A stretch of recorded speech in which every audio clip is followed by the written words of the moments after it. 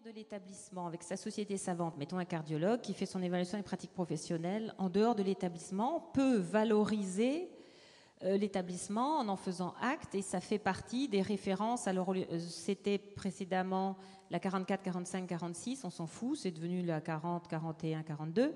Et c'est donc des références qui vont être validées de ce type-là par l'évaluation. Ces trois références-là, c'est l'évaluation des pratiques professionnelles des médecins.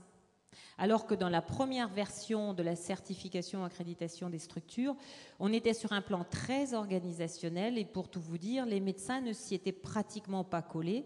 C'était essentiellement les cadres infirmiers qui l'avaient complètement fait, sans impliquer les médecins. Donc là, on en a tiré des conséquences pour changer les choses et pour que les médecins s'impliquent un peu plus dans le travail des équipes. Donc, et il y a des ponts aussi avec ce que vous savez peut-être pas, mais qui peut vous intéresser, c'est que vous savez qu'il y a des médecins, il y a des spécialités dites à risque, c'est les chirurgiens, les anesthésistes, les gynéco-obstétriciens essentiellement, mais il y a aussi certains ophtalmos, enfin tous ceux qui opèrent ou tous ceux qui ont des actes invasifs importants, qui ont des spécialités à risque, et les assurances ont énormément augmenté. Et donc ils ont sollicité la haute autorité pour qu'on fasse tout un programme d'accréditation des spécialités dites à risque. Et donc là, c'est des équipes, et en fait, pour qu'ils puissent avoir des subventions qui diminuent un peu le surcoût des assurances. Les assurances en France pour les médecins actuellement ont énormément augmenté du fait des attaques et de certaines vis-à-vis de certaines professions, enfin de certaines spécialités. Et donc voilà, là c'est donnant-donnant, et c'est à la demande des médecins. Donc ça c'est volontaire, pour répondre un petit peu à ce que vous demandiez. Ça c'est volontaire, mais il y a aussi une passerelle, c'est-à-dire que les médecins et les équipes qui passent l'évaluation des pratiques professionnelles par cette accréditation, qui est de l'ordre de déclaration de risque, c'est basé sur la déclaration des risques, vont aussi valider leur évaluation des pratiques professionnelles.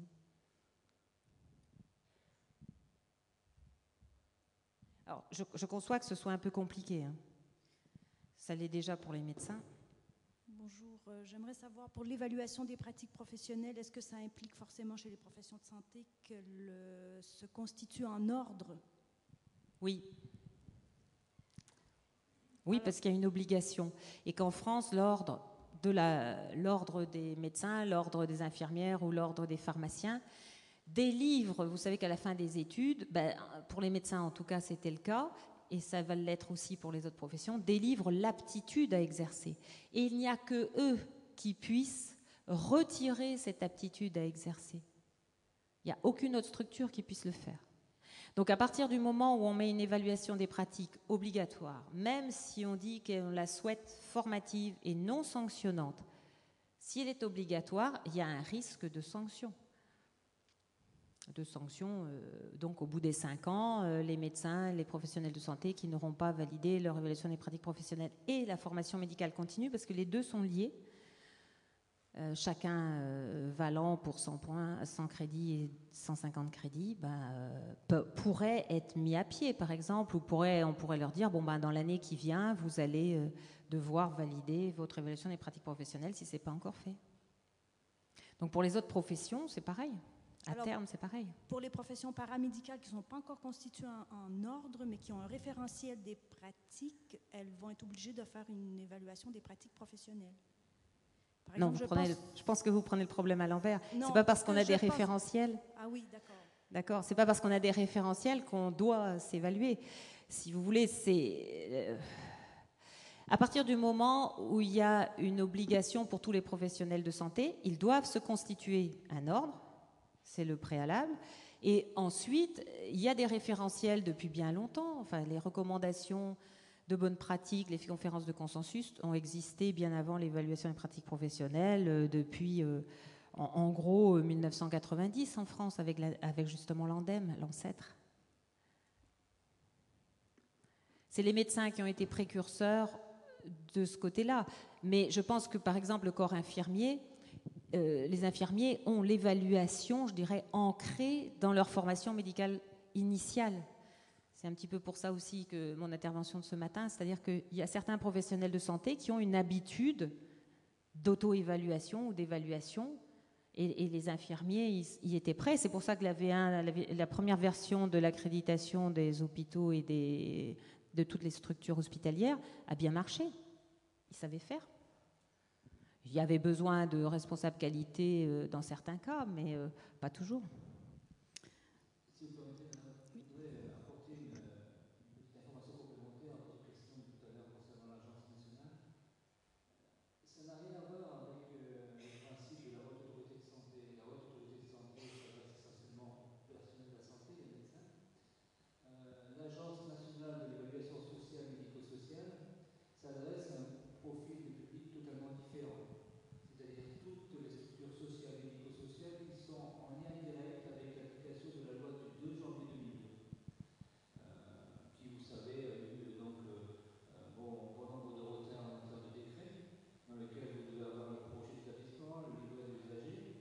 Et effectivement, il y a eu le conseil d'évaluation sociale qui s'était mis en place à la Direction générale de l'action sociale et qui s'est un peu concrétisé différemment sous la forme d'une agence qui est dirigée par M. Didier Charlin. Didier Charlin, qui, entre parenthèses, si vous avez eu la possibilité de consulter le blog du Congrès, vous avez la possibilité de poser directement une question, il est en train de faire l'analyse pour obtenir la réponse. Demain, nous afficherons dans le hall les différentes questions qui ont été transmises, et 15 questions en tout, on a sélectionné. Cette agence, elle est différente, c'est-à-dire que la loi demande à ce que dans chaque structure sociale, y compris au sein de la protection judiciaire de la jeunesse, il y ait ce qu'on appelle une évaluation interne, qui soit faite par chacune des structures pour se positionner, pour voir un peu quel est le professionnalisme, comment est mis en place le droit des usagers, comment est appliqué dans la prise en charge, comment il est placé au centre de l'intervention. Vous voyez, on a une démarche différente. Deuxième étape qui vient de sortir un peu avant l'été, c'est le cahier des charges concernant l'évaluation externe.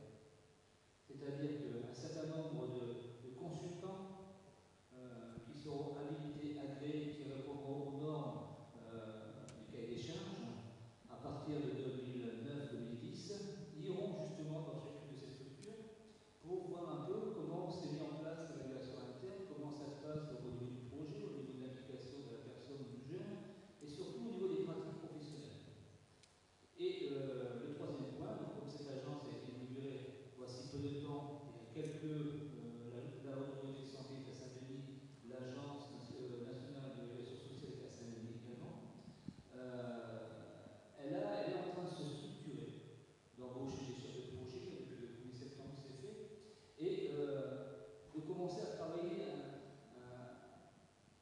sur l'évaluation des pratiques, mais à une démarche différente, en associant donc, par exemple la FNAS, la Fédération nationale pour la réhabilitation sociale, toutes les fédérations du domaine social et médico-social, et de commencer à travailler sur quelque chose d'aussi concret que la haute autorité de santé maintenant. Voilà une petite indication. Dommage que M. Didier Charlin n'ait pas pu venir en raison du comité scientifique qui doit se réunir, mais si j'ai pu répondre rapidement à votre question, voici.